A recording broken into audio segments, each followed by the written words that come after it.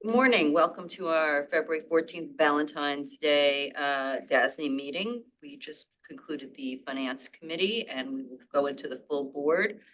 Before we get into the business of things, I want to just encourage everybody who can in the New York office stay afterwards. We have a little recognition ceremony for the long-serving, retiring, departing staff. So if you can stay, that would be awesome. And with that, we will get going. Could we have a motion to approve the minutes behind tab 1? So moved. Okay, do we have a second? Second. Al and Robert, thank you. Motion, all in favor? Aye. Any opposed? Any abstentions? Motion carries. Next, Jerry, would you please give the Finance Committee report? Certainly, Madam Chair. Thank you. The Finance Committee met this morning, a few moments ago, after adopting the meeting minutes from the January 10th meeting of the Finance Committee. We advanced and discussed the City University System Consolidated Fifth General Resolution Revenue Bond, which was presented by Matt. The Finance Committee voted unanimously to recommend that be approved at today's full board meeting. We then advanced to discuss the NYU commercial paper program offering. And again, after some discussion, we voted unanimously that be approved at today's full board meeting. And unless anyone has any other questions or concerns for finance, which we'd be more than happy to answer, that concludes my report, Madam Chair. Thank you very much. Great, thank you, Jerry. Anybody have any discussion on the Finance Committee? Okay, great. Then let's go right into tab 3, adoption of financing documents for New York Institute of Technology. And today we have Dave Ostrander and Seth Bryant presenting. Thanks very much. The resolution to proceed for this financing was adopted by the board at the January 10th meeting. Since that time, PACB was approval was received on January 24th. The TEFRA hearing was held on February 5th, and the seeker determination was completed on February 12th. Other than that, there's no change in the transaction that was described to the board on January 10th. The board is now being asked to adopt the necessary documents for the NYIT financing. And at this point, I'll turn it over to Seth Bryant, who will provide the board with an overview of the bond documents. Thank you, Dave. Good morning to the DASNY board and executive staff. My name is Seth Bryant. I'm managing partner of Bryant Rubino LLP, bond counsel in connection with the proposed issuance of up to $105 million of DASNY's New York Institute of Technology revenue bonds, Series 2024. New York Institute of Technology, the institution, has requested that DASNY issue the Series 2024 bonds, which are to be used to finance or refinance the cost of various projects, consisting of various interior and exterior improvements and renovations to facilities at the institution's New York campuses, as detailed in our letter to the board dated February 6, 2024. The general resolution, which will be further discussed momentarily, is an entirely new resolution, and the Series 2024 bonds will be the first bonds issued thereunder. The anticipated 2024 bond structure contemplates the issuance of the Series 2024 bonds as one series of fixed-rate tax-exempt bonds without credit enhancement, with a portion of the proceeds of the Series 2024 bonds expected to be used to pay capitalized interest and costs of issuance. The maturities of the Series 2024 bonds shall not exceed 35 years from July 1, 2024. The proposed financing obtained PACB approval on January 24th of 2024. The Series 2024 bonds are proposed to be sold to Morgan Stanley & Co., LLC as underwriter, pursuant to a standard bond purchase agreement between the institution, DASNY, and the underwriter. Before you today, new general for the New York Institute of Technology revenue bonds, which sets forth the general terms for each series of bonds that may be issued pursuant to series resolution adopted from time to time by DASNY. Under the general resolution, bonds will be authorized to be issued for one or more of the following purposes. 1, to finance or refinance the cost of one or more projects of the institution. 2, to pay the costs associated with the issuance of bonds, including any capitalized interest. 3, to pay or provide for the payment of outstanding notes or bonds issued for the benefit of the institution. 4, to fund any reserve required to be established in connection with a particular series of bonds. And 5, to exchange bonds issued under it for other DASNY bonds or for notes, bonds, or other evidence of indebtedness of the institution.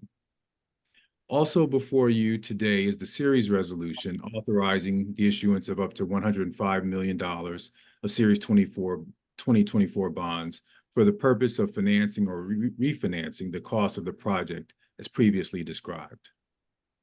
Although it is anticipated all Series 2024 bonds will be issued as fixed rate bonds, the series resolution also provides flexibility for other rate modes.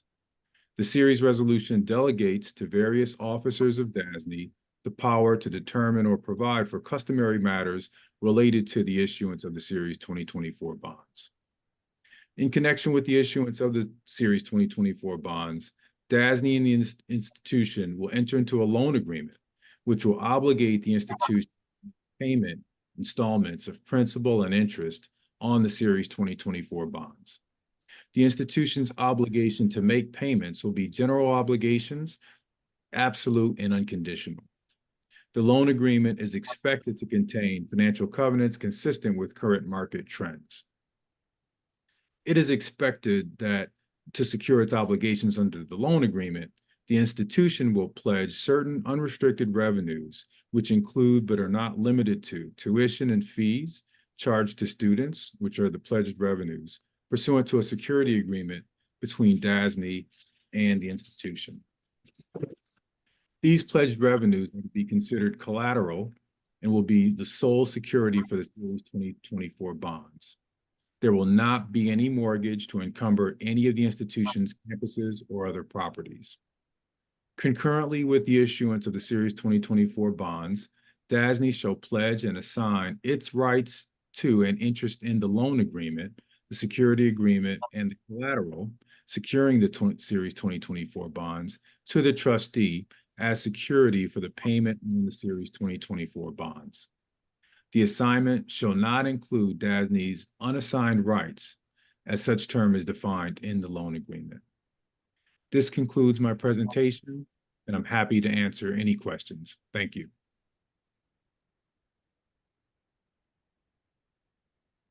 Thank you. Are there any questions? None here, Madam Chair. None? How about Buffalo, Albany? Okay. All right. Could we then have a motion to approve the adoption of the documents as ably presented by the team? I'll move. Second. Al? Great. Sure. Third, someone? All in favor? Aye. Any opposed? Any abstentions? Great, motion carries unanimously. Thank you very much. This is exciting. Next up, another exciting transaction for CUNY. Presenting, we have, who do we have? We have Matt from DASNY, Chris Reitzel, and Virginia Wong presenting. Oh, I'm sorry, and Douglas Seaton. Sorry, we have a big team presenting this important transaction. Thank you, Madam Chair. The board is being asked to authorize the issuance of up to $300 million of City University System Consolidated Fifth General Resolution Revenue Bonds for a term of up to 5 years. Proposed bond issue is anticipated to reimburse the state for amounts spent to fund various capital projects for CUNY senior colleges. CUNY is a nonprofit, primarily non-residential, coeducational public institution of higher learning, established in 1961 by combining existing educational institutions into one university. CUNY currently serves more than 225,000 degree-seeking students each year. CUNY derives its support from state and city appropriations for its programs. The state provides payment for 100% of the CUNY Senior College Facilities debt service and 50% of the CUNY Community College Facilities debt service. The city supports the remaining 50% of the CUNY Community College Facilities debt service. However, this financing is specifically for CUNY senior colleges, and as such, the state will provide payment equal to the full amount of the annual debt service. Pursuant to the agreement and lease relating to the fifth general resolution, DASNY procures and maintains insurance, which it is reimbursed for, on various properties throughout the city university system, as long as there are bonds outstanding under the fifth general resolution. With the Series 2005A bonds maturing on July 1st, 2024, this financing will allow for a longer transition period for stakeholders to consider the future responsibility of procuring and maintaining insurance and related policy matters, as the Series 2024 bonds will also be issued under the fifth general resolution. And finally, the expected ratings are AA and AA. And now I would like to hand the presentation over to our co-bond counsels. Thank you. Thanks, Matt. Good morning, everyone. Before you for your consideration is the adoption of the authority's City University System Series 2024A resolution authorizing the issuance of up to 300 million City University System consolidated fifth general resolution revenue bonds.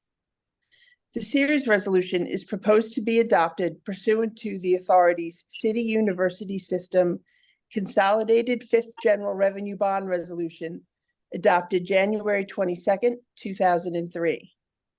The authorized bonds would be issued to finance the costs related to the construction or improvement of various senior college facilities of CUNY and to pay costs of issuance. The fifth general resolution provides for the issuance from time to time of multiple series of bonds in unlimited principal amounts. Bonds may be issued under it to finance or refinance facilities for either senior or community colleges.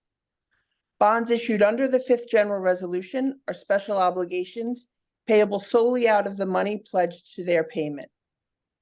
The fifth general resolution pledges to the payment of the bonds, among other things, the payments made by the City University Construction Fund pursuant to the agreement and lease entered into by the authority, the fund, and CUNY in connection with the initial issuance of bonds under the fifth general resolution. The fund's payment requirements under the lease are secured by and are to be paid from monies paid to the fund by the state and the City of New York pursuant to appropriations made by them each year. Under the fund's enabling legislation, the state is to appropriate money for payment of 100% of the debt service on bonds issued to finance senior college facilities and 50% of the debt service on bonds issued to finance community college facilities. The City of New York is to appropriate 50% of the debt service on bonds issued to finance community college facilities.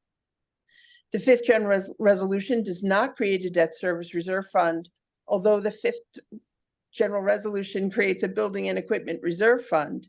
It is not expected that a requirement will be established in connection with the issuance of the authorized bonds. Douglas? Good morning, everyone. Douglas Seaton here, D. Seaton Associates. The series resolution authorizes the issuance of up to 300 million aggregate principal amount of authorized bonds. The series resolution delegates to various officers of the authority the power to make the determinations described in our letter, to execute all documents, and to do all things necessary or convenient in connection with the sale and issuance of the authorized bonds. The agreement and lease. The lease obligates the fund to make payments sufficient to pay the debt service on outstanding bonds when due. These annual payments also include the fees, costs, and expenses of the authority and trustee.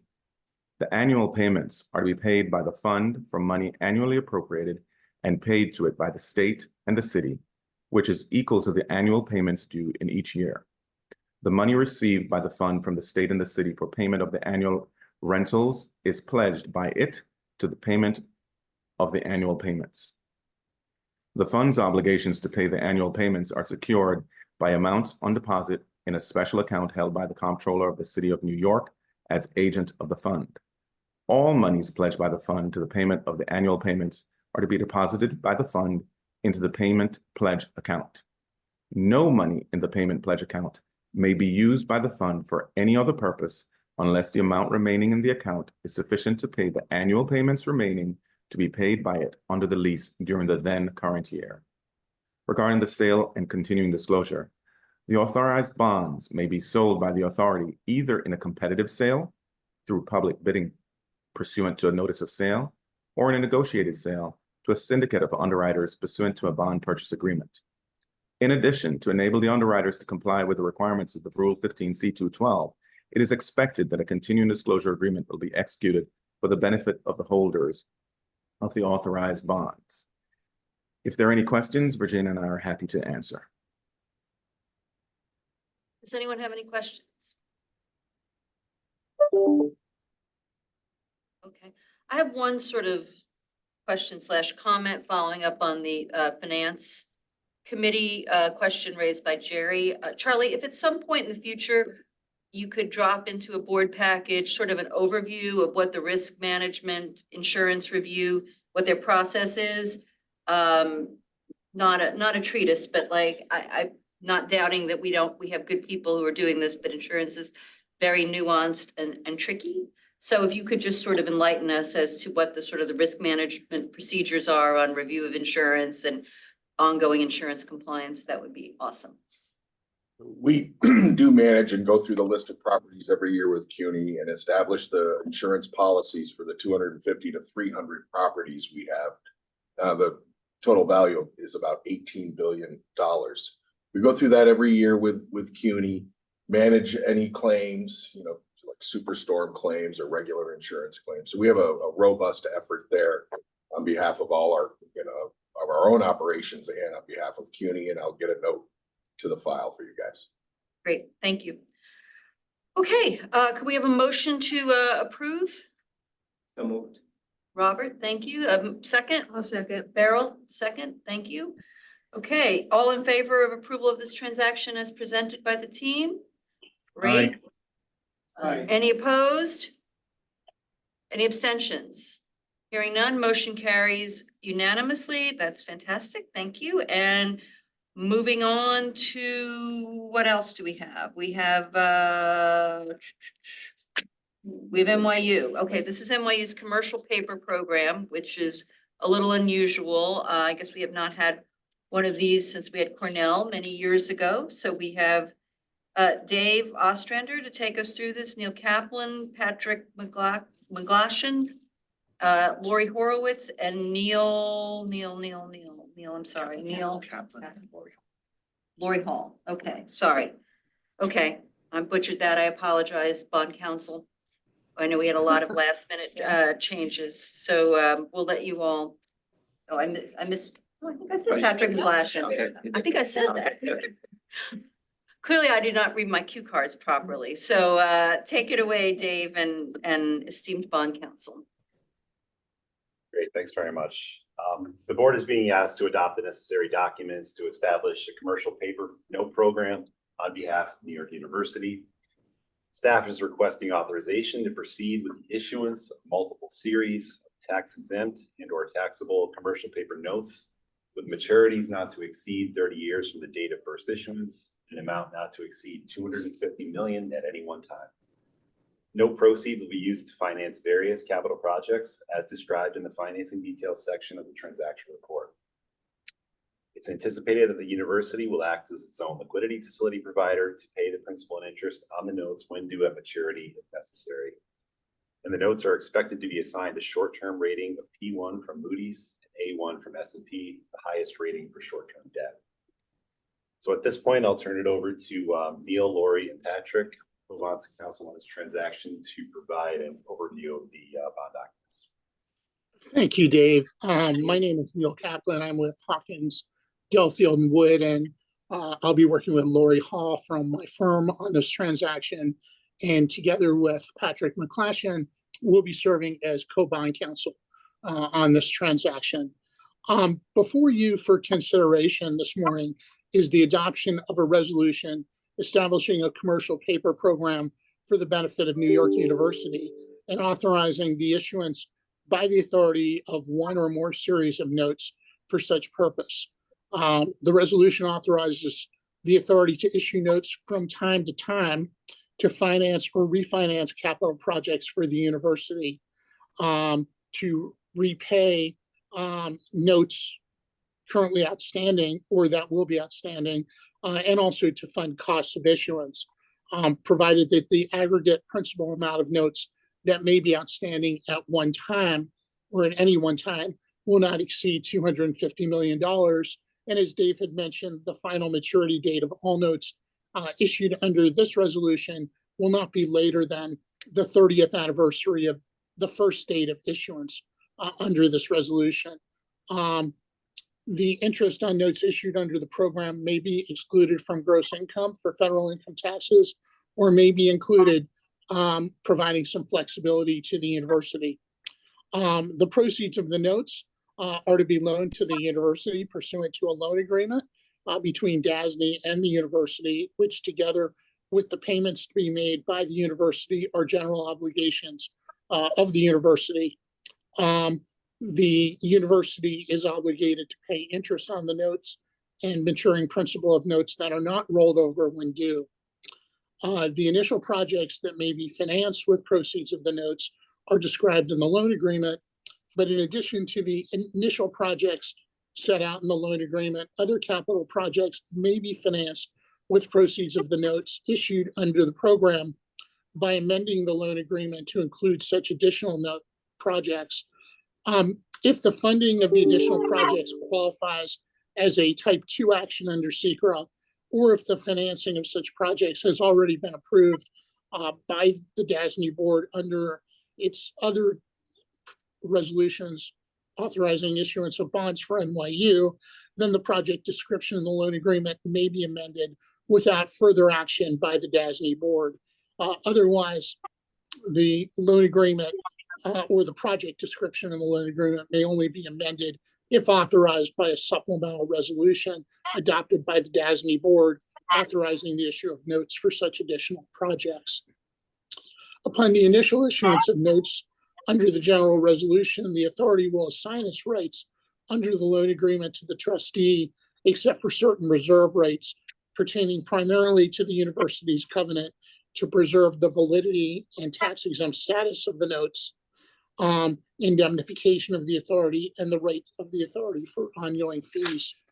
Patrick, would you like to continue? Yes, I would. Thank you, Neil, and good morning, everyone. The general resolution is an agreement between the authority and the holders of the notes. The general resolution sets forth the general terms of the notes and conditions for the issuance of initial notes and each subsequent issuance of notes. After the initial issuance of notes under the resolution, additional notes may be issued without further action of the members pursuant to a note series certificate that is executed and delivered by an authorized officer of the authority, provided that the amount of notes to be outstanding under the resolution will not exceed $250 million. Such notes may be issued to finance the cost of additional capital projects, to refund or roll over outstanding notes, or to pay the cost of issuance of such notes. The general resolution sets forth provisions for its amendment. The general resolution may be amended to increase the maximum amount of notes that may be outstanding at any one time by the adoption by the members of one or more supplemental resolutions without the consent of the holders of the outstanding notes. The general resolution also provides for the appointment of a trustee and an issuing and paying agent. The trustee will perform the typical function performed by a trustee under other DASNY conduit financing, such as establishing funds and accounts for the benefit of note holders and administering remedies in the event of a default. The issuing and paying agent will enter into an issuing and paying agency agreement with the university and the authority, which will provide for the mechanics of the sale, issuance, and payments of the initial notes and additional notes to be issued under the resolution from time to time. The general resolution authorizes various officers of DASNY to execute and deliver in addition to the loan agreement and the issuing and paying agency agreement, an assignment agreement, one or more dealer agreements with dealers to facilitate the sale of the notes, and such other documents as shall be necessary or convenient for the sale from time to time of the notes.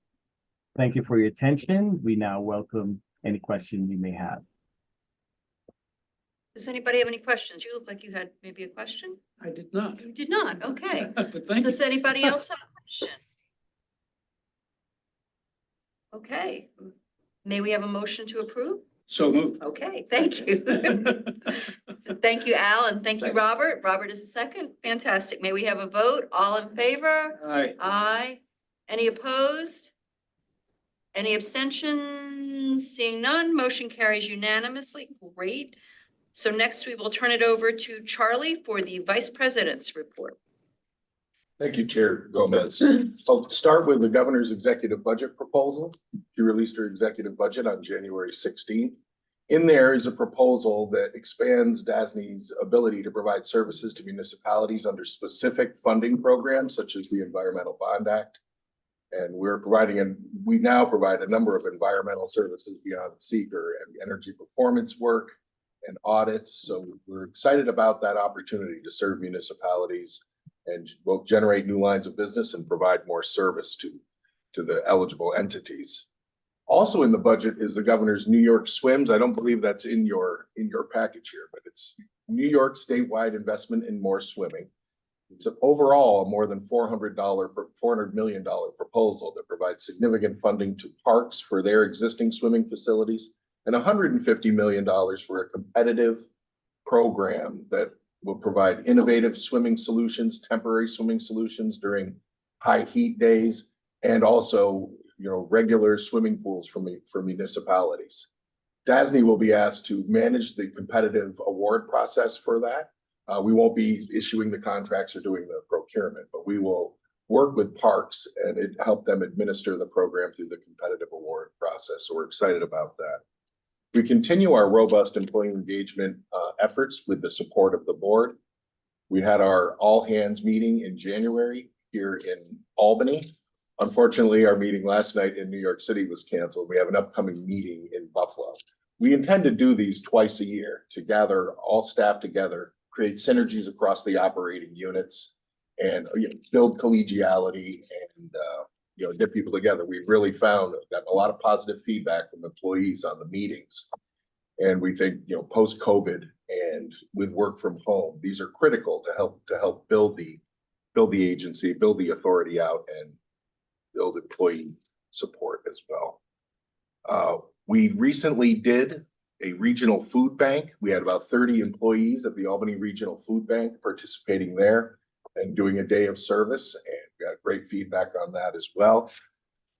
Moving forward, obviously this month is Black History Month. We have a number of lunch and learns planned. We have a local artist, and the theme for this year for Black History Month is African Americans in art. So we have a local artist whose murals appear right on buildings right near the DASNY headquarters on Broadway in Albany. We will have another lunch and learn with folks who have established a Underground Railroad Museum here in Albany. So we look forward to those two items. I want to highlight too, we have two, I'm going to turn it over as well to Nadine after I finish, 2 project labor agreements we've recently executed. Nadine will walk through those. But most importantly, I do want to announce that Karen Ellinger will be retiring as our internal control officer soon. We looked inward for her replacement to Greg Meisenbacher, who is here with us as well. So we're very excited about Greg coming in. We're a little forlorn about Karen leaving. She's done a tremendous job with 25 years of service here at DASNY. So I want to give a round of applause. Greg's working very closely with Karen right now so he hits the ground running and gets up to speed quickly. He comes from our audit group, comes highly recommended from Jenna Lee and our audit team. So again, thank you, Karen. Now I'll turn it over to Nadine to discuss the project labor agreements briefly. So we have before the board, there are 2 PLAs that we're seeking the board's approval to proceed. The first is the MOU that we're entering into with the Building and Construction Trades Council of Buffalo, New York, in connection with the Western New York Children's Psychiatric Center.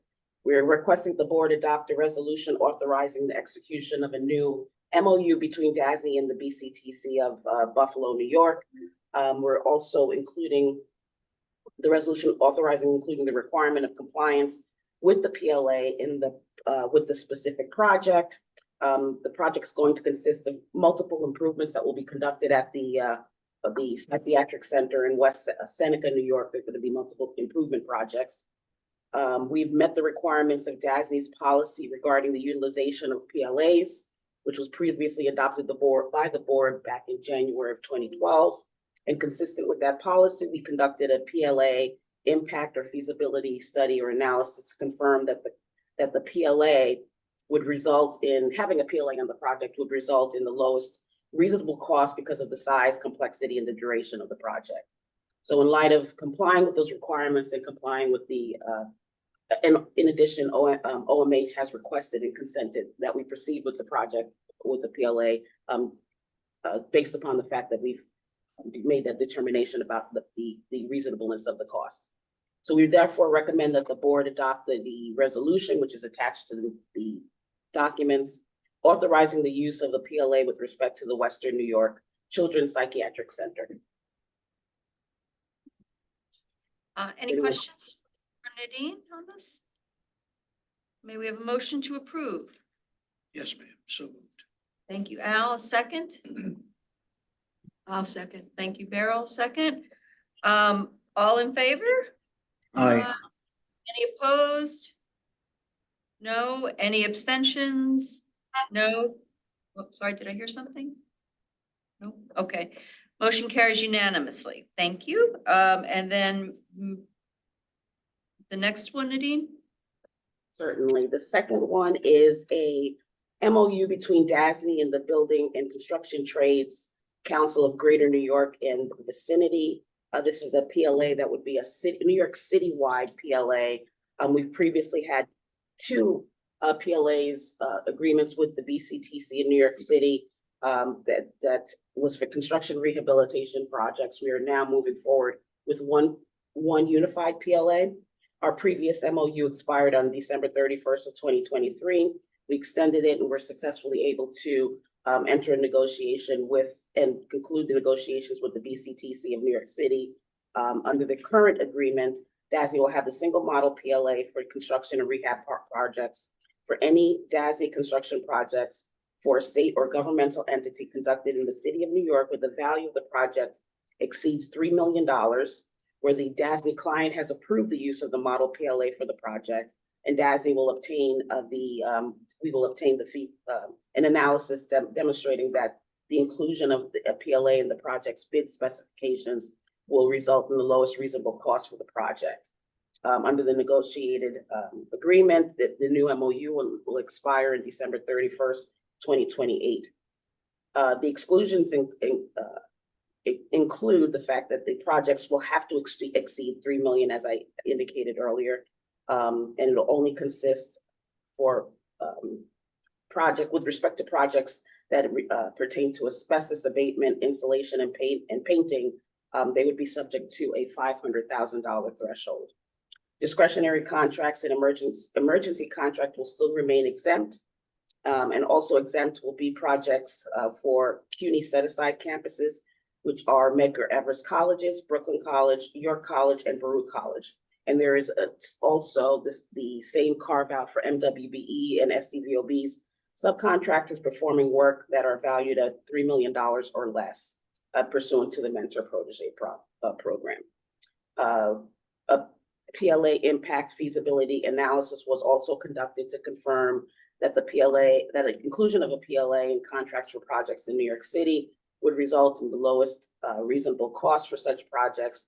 And this is also consistent with the state's policy in reducing government spending, construction costs, while increasing opportunities for MWBEs and STVOBs in firms in state contracting. So in light of that, we recommend that the members adopt the resolution authorizing the use of the new MOU and associated model PLA for New York City projects that meet the established criteria. Any questions, Robert? Can you highlight any significant or material changes from the previous PLA to this PLA that we may need to be aware of? Well, the most significant is the fact that there's one PLA as opposed to, we had two separate PLAs before. We did attempt to try to change increase the MWBE and SDVOB participation. That still remains the same, but there are not that many significant changes than that. I don't know if Steve is in there in the New York City office. Yep, no, Nadine's spot on. We negotiated with New York City. We had some asks that we didn't get, but at the same time, the PLA is pretty solid as is. But going from two, there was a new build and a renovation PLA, merging those.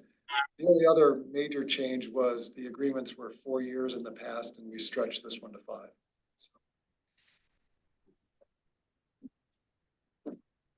Any other questions? Janice, Joan, Jerry? No? Okay, Good. great. Maybe, I'm Thank sorry. you. No, I just said thank you. Okay, sorry, I think there's a little lag, so I'm like, whoops. We're giving them a chance. Yeah, giving you a chance.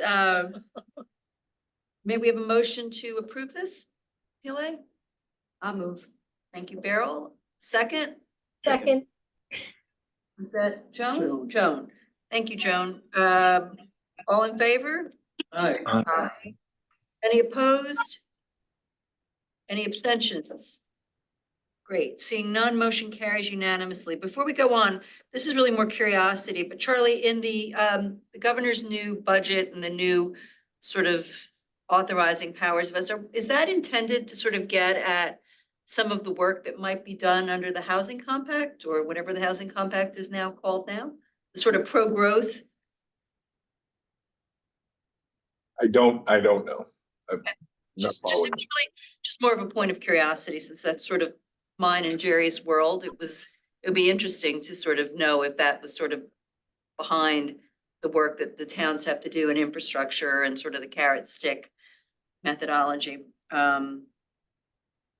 Okay, moving on to Portia and the public finance report, as well as some other exciting new developments from Team Portia. Thank you. I appreciate that. Just one follow-up item from last month. We had brought the PIT/sales tax transaction to the board for consideration, and I just wanted to report in that we are going to undertake that financing under the PIT program. Good. Okay, great. Thank you. Of course. So just brief market update. Total long-term new issue supply for the first month of 2024 was about 27.9 billion, up about 16% from last year at that same point in time. Following an active start to the year, this week's supply is expected to be below weekly averages at about 4.2 billion. Tax exempt and taxable bond yields moved higher on Tuesday as the market reacted to the release of the January CPI data.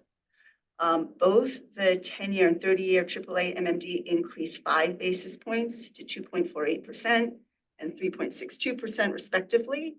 U.S. government bond yields were also higher, with the 10-year Treasury yield increasing by 14 basis points to 4.31%, and the 30-year increasing by 9 basis points to 4.46%.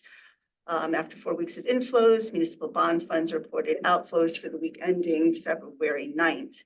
Since the January 10th board meeting, 1-year MMD has increased by 21 basis points, the 10-year has increased by 20 basis points, and the 30-year has increased by 17 basis points. During that same time period, the 10-year Treasury has increased by 29 basis points, and the 30-year has increased by 28 basis points. So, markets are volatile. One thing I would like to raise with board meeting for discussion, and really this is just for discussion, is the possibility of looking at a process change, or I would say maybe process improvement. As you know, we changed our transaction reports at the beginning of the year. I think, we as staff are really pleased with that, and we've been really pleased that the feedback from you guys has been positive as well.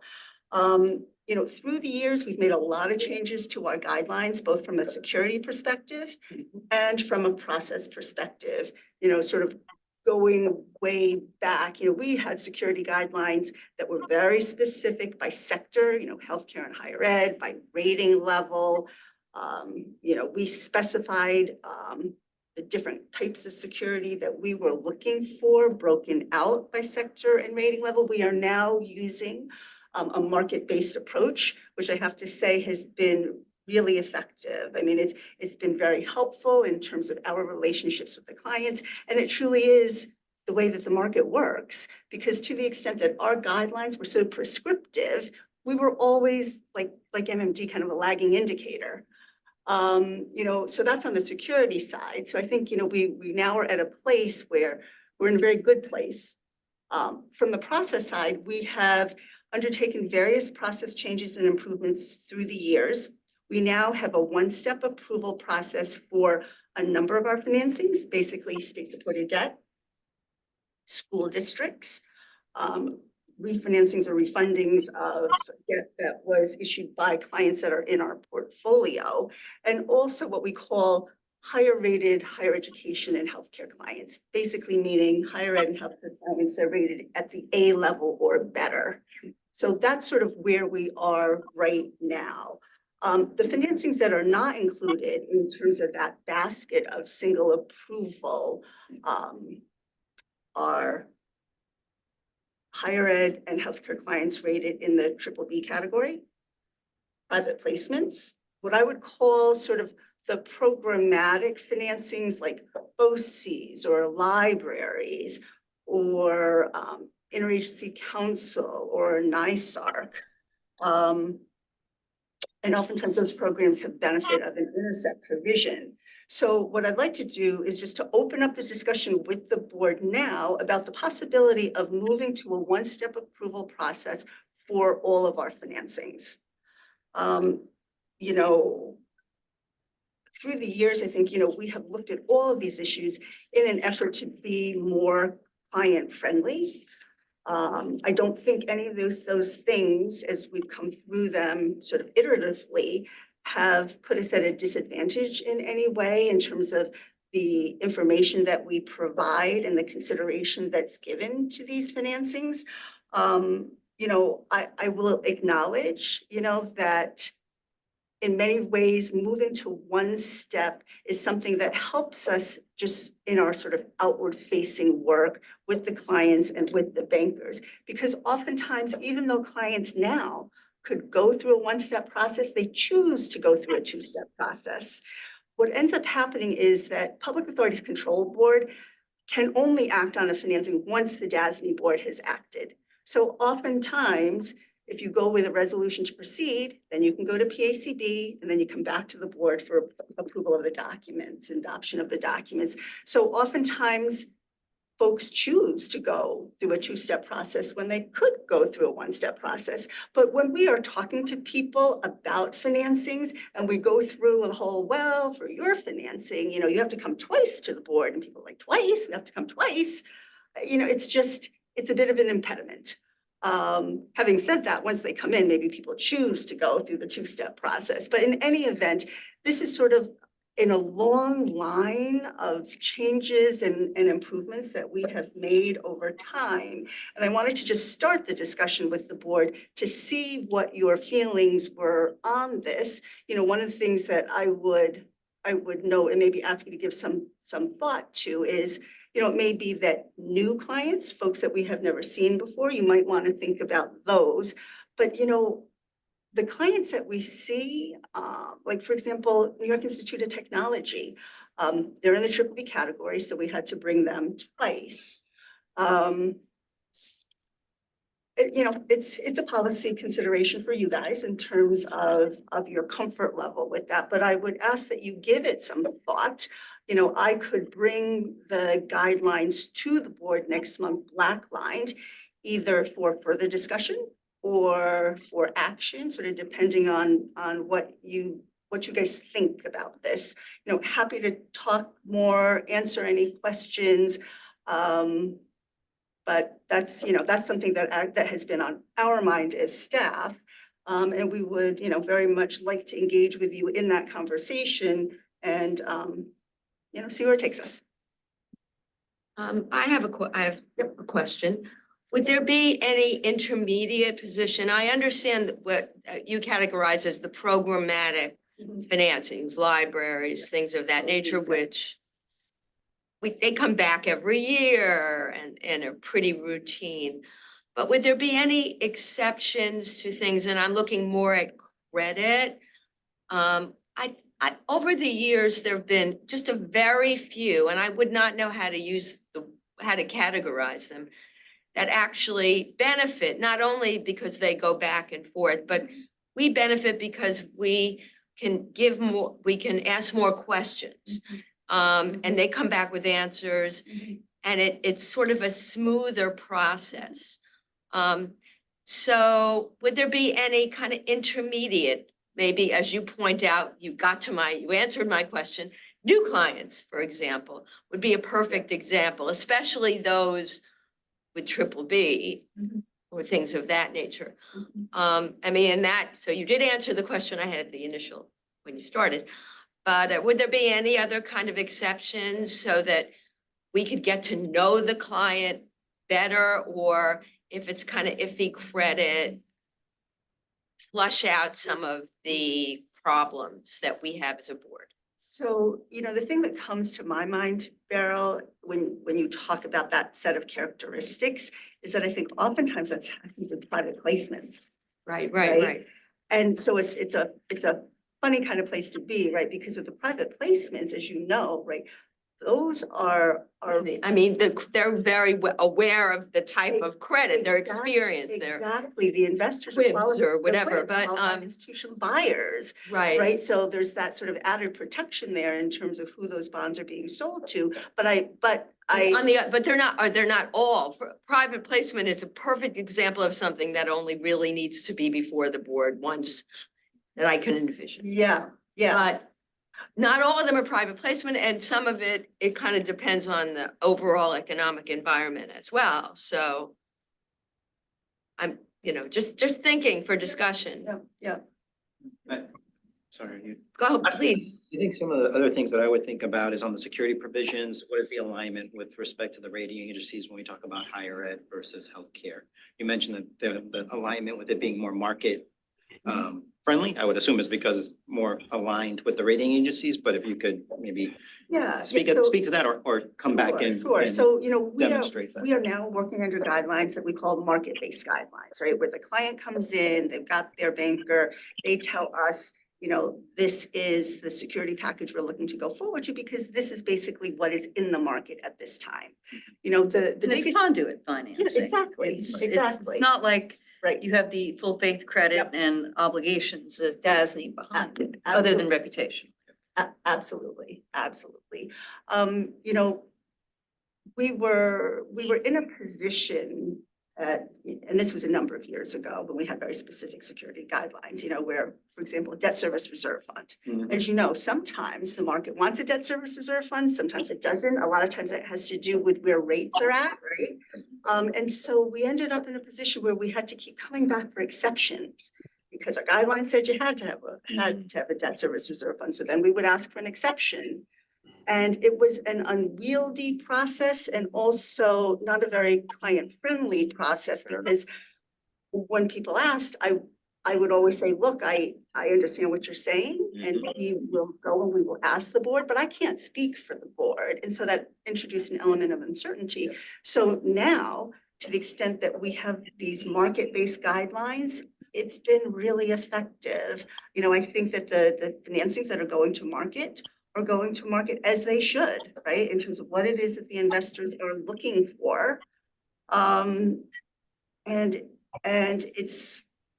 we have a good sense of that, just in terms of when we talk to folks in the beginning and they tell us this is what they're seeing. And if the market changes, then, when they get to market, it will change. But it's been effective. And I think as a result of that, we've actually seen clients come back to us, because we lost a number of clients based on our guidelines issues through the years. They went away from us, and they told us specifically it was because of that they went away from us Portia, how many times have we amended the guidelines? Because Oh, as Jerry. much- no, I know, and I remember this pretty clearly. And I think the board always listened and responded appropriately to the request made. And I think that as a result of that, things have sort of gotten better. And I think I speak for myself, we always have an open mind, and we're probably more willing than not to sort of advance with your suggestions after giving them all some thought,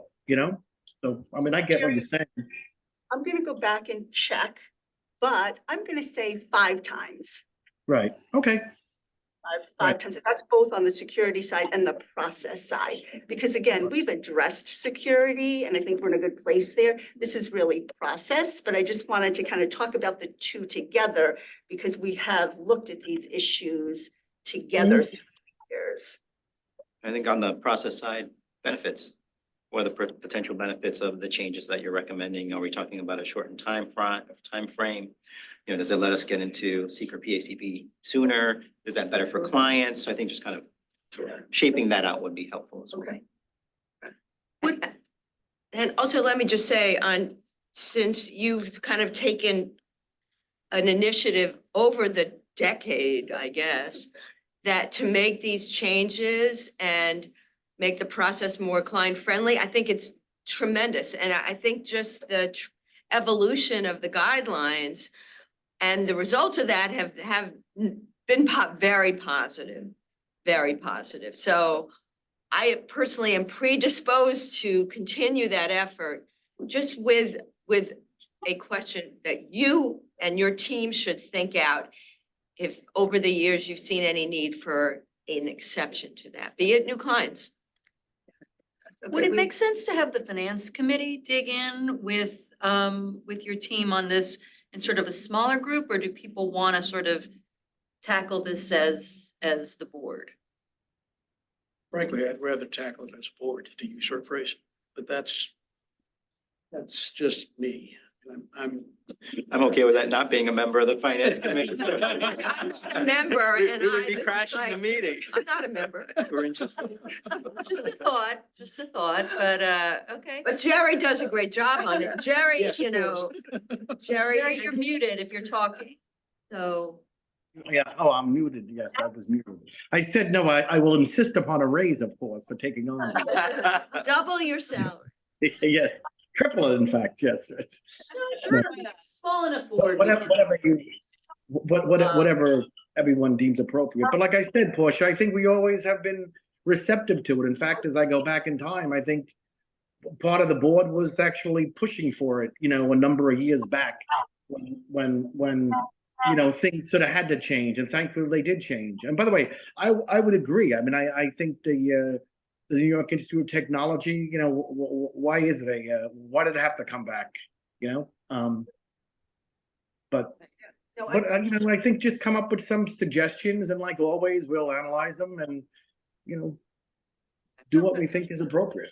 That's great. Then what I will do is go back, follow up on the issues and questions that you guys have raised. I'll come back with a black line of the guidelines so you can actually see the language. We can have that further discussion and, see what you guys think. And then, depending on the outcome of that, we'll figure out whether, we could come maybe the following month for action if you guys think that that's really what you want to do. So sounds like a plan. No, So I mean, we do have a target for closure. That is, there is a date by which you think we should work hard to get this done. Well, I think that. that always, random deadlines always help people get things done. I would say if we could plan on a couple months, couple month or two, depending on how many board meetings, that should be our goal, I think. Just so we have an end date in focus, to your point. I would just add, I think it's a great initiative to dig into the guidelines. We are serving clients and we certainly charge them for the service. So to the extent that we can create processes and that allow them to better maneuver and meet their financing objectives, I think that's great. So I look forward to the exercise and moving forward with some guidelines. Thank you all. Yeah, no, I think like we have committee meetings with PACB, these institutions have their own approvals, like to the extent that we can help streamline, it makes us seem more user-friendly and, you know, to the point that Charlie raised earlier, as we start to increase our authority and we're working with different kinds of clients, I think it just helps us be nimble. So I applaud you all for taking on efficiency endeavors and thinking, you know, thoughtfully about this work. Anything else? That was it for me. Thank you. Okay, great. So next up is Kim and the finance report. Thank you, Madam Chair. Behind tab eight of your materials is a standing monthly financial report. As highlighted, we've received 900,000 in financing fees through December. Percentage of direct hours charged to our public clients dropped slightly from last month to 95.7%, but remains slightly over the budget amount of 94.6%. Personnel expenses continue to be under projection, primarily due to retirements and slower than expected recruitments.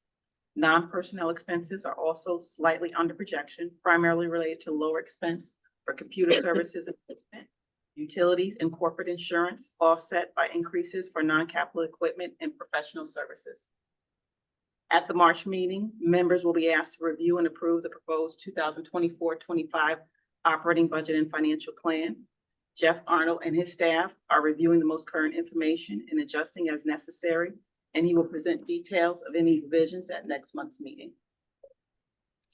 Brief update on the J.D. Edwards replacement. As reported at last month's meeting, we have wrapped up the workshops for the analysis phase. HSO, our implementation partner, has gone through the list of gaps identified with staff. Due to workload commitments of staff and unplanned absences due to illness by the HSO team, our schedule has slipped slightly by 2 weeks.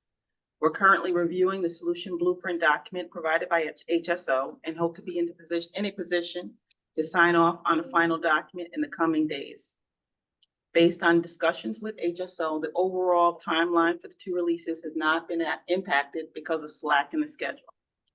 Once the blueprint document is finalized, we will move into the design and build phase for business release 1, which is budget planning. This could occur as early as next week, where the system will be configured in accordance with the blueprint document. One thing to note is that during the analysis phase, HSO spent time configuring portions of the system as a proof of concept for DASNY. Many of those configurations will be used to populate the system and allow for some time savings in the schedule. Once the solution blueprint document is finalized and decisions have been made regarding the identified gaps, HSO will be able to provide further update to the timeline and determine whether we remain on track for our anticipated go live of April 1, 2025. Lastly, the year-end audit financial statement is underway. KPMG has begun their interim testing on activity through December of 2023. As you may recall, this is the last year of their contract, and we will have to go out to procurement sometime in the late summer, early fall. Unless there is any questions, that concludes my report. Questions for Kim? No. Great. Thank you, Kim. I know that system and implementation, while you breezed over it, I know it's a lot of time and effort from our team. So while they have day jobs, so keep the faith. Great. Okay, so next up we have Steve and the construction report, tab 9. Thank you. Good morning. Behind tab 9 are the standard construction division reports. From the monthly project report, just a couple of quick statistics. 9 new projects were added, totaling nearly 100 million. That consists of 7 for CUNY, 1 for OMH, and 1 for SUNY. We did complete 5 projects during the reporting period, one of which was the Lehman College School of Nursing, $92 million new build. We also completed Mackenzie Hall Phase 3 out at SUNY Alfred, which had a project value of 23 million. There were a few other completions. Again, the total was near 150 million.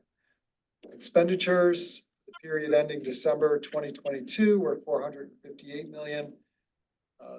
Expenditures for the period ending December 2023 were 566 million. That was a gain of 108 million year over year. The cover project was associated with the Buffalo Psychiatric Center, a building on that campus. renovated. We replaced windows and siding on the project. There are some photos in the handout. Project budget was $850,000. Architectural Resources was the design consultant. They completed design in June of 2022. Our general contractor was Kircher Construction, and they completed construction in December of 2023. On the SUNY side, just a couple of project updates. FIT, we just received the latest schedule update. We're holding with a May 2024 substantial completion date. Work continues on mostly finishes and MEP work. Liquidated damages began on the project in September of 2023. I'm visiting the project weekly at this point. DASNY is using whatever contractual remedies we have to push the project to completion. FIT wants in for the fall of 2024 semester. At UAlbany Colonial Quad, we continue to progress the dual low-rise residence hall renovations, as well as the fitness center between the two low rises. We are still targeting a May 2024 completion date for that project. And we are starting this month the Mohonk Hall renovation at SUNY New Paltz. That's a $49 million project, full gut renovation, and we're adding a floor and new roofing configuration to the existing res hall. Targeted completion date is July of 2025. Onto CUNY, we'll be meeting with them again next Thursday. We being myself, Kate Seeley Kirk, and Mike Stabulus. Continue to talk to them about process improvements in the delivery of their program. In the meantime, robust portfolios continue at Queens, Hunter, York, CSI, New York City Tech, and City College, amongst others. The DOH Life Sciences Public Health Lab update. We received our third round of questions from OSC regarding the contract. We are meeting with them this Friday to discuss their concerns. And at this point, we hope to have a contract by the end of February.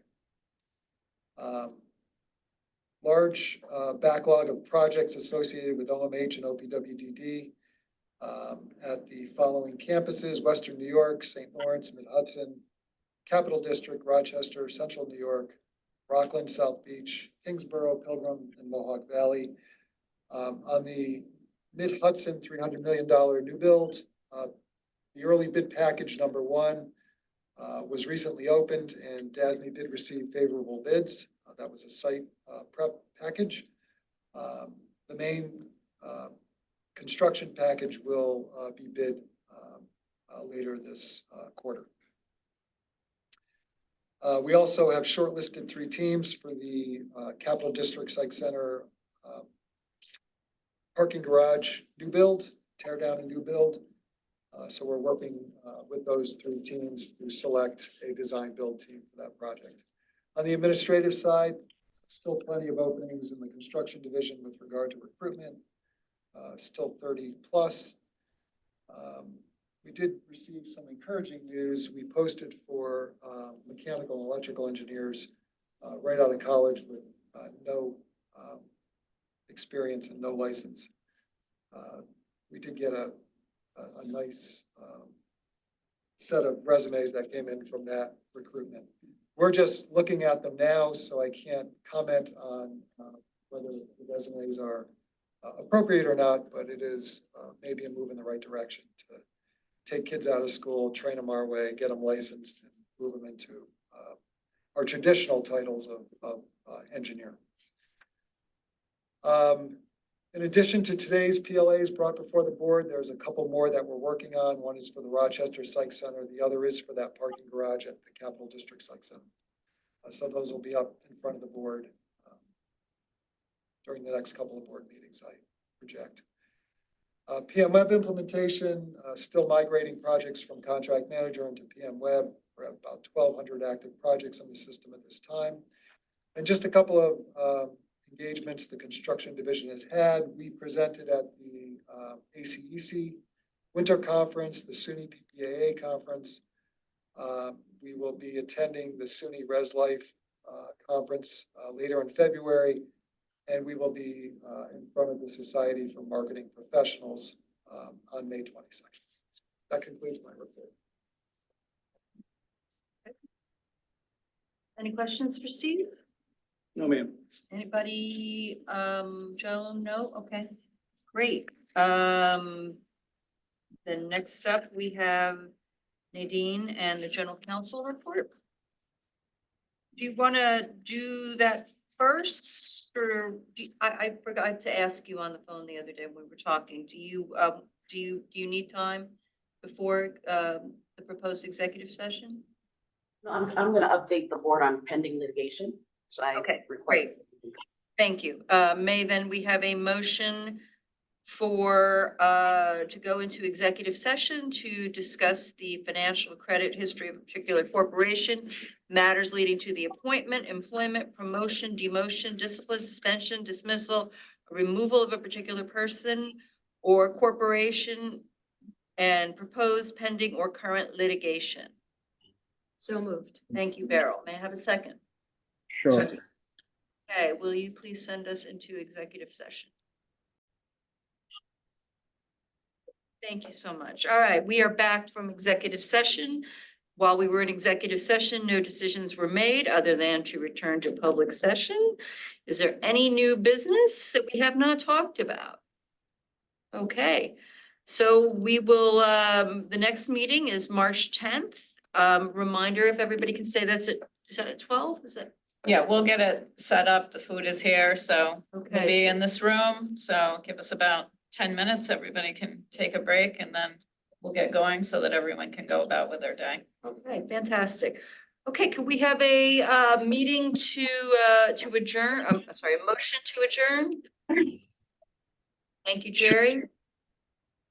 Thank you, Janice, for the second. All right, all in favor of adjourning? Any opposed? Any abstentions? Okay, we are done. Thank you. Thank you all. Thank you.